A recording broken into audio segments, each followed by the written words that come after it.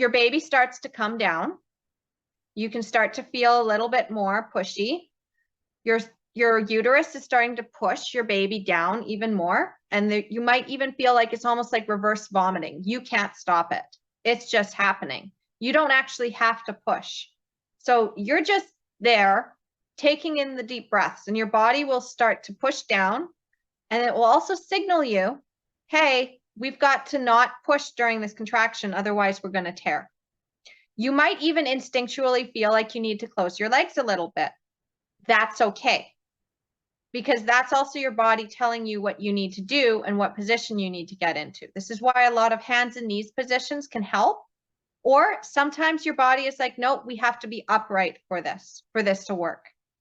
And unfortunately, the medical system, again, has this backwards view that you need to have your legs wide open.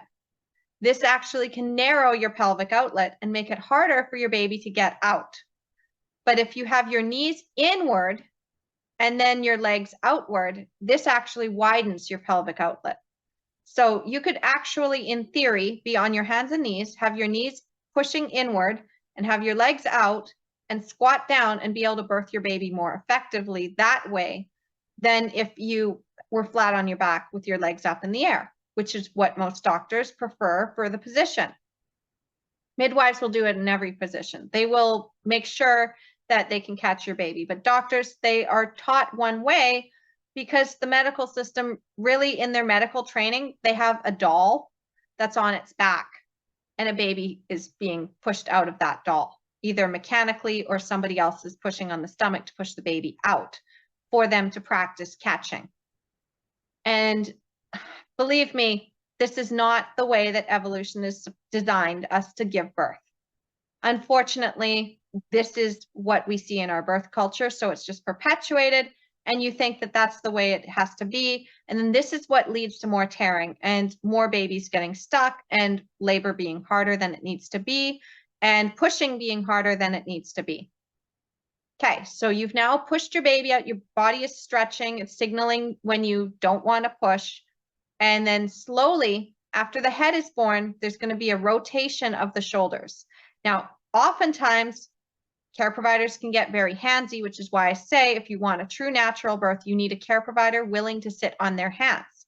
Because if they pull that baby, as they did with my son, that's when it's traumatic.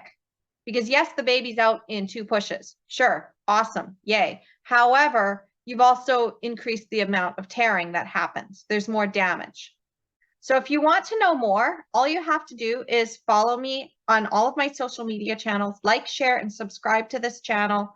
And make sure you're also getting onto my e-newsletter that I send out every single week that will help you in having a natural birth, as natural as possible. Not the one that leads you into falling into what I call the natural birth traps.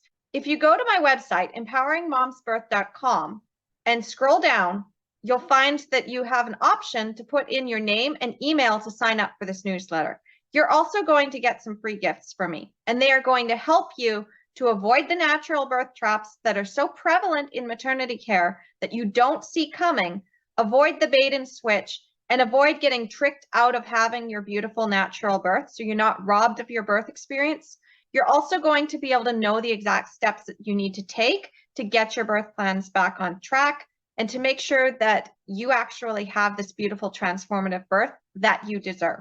Because the truth is that birth is a physiological process. It is not a medical one. All right. So again, empoweringmomsbirth.com, and I will see you next week.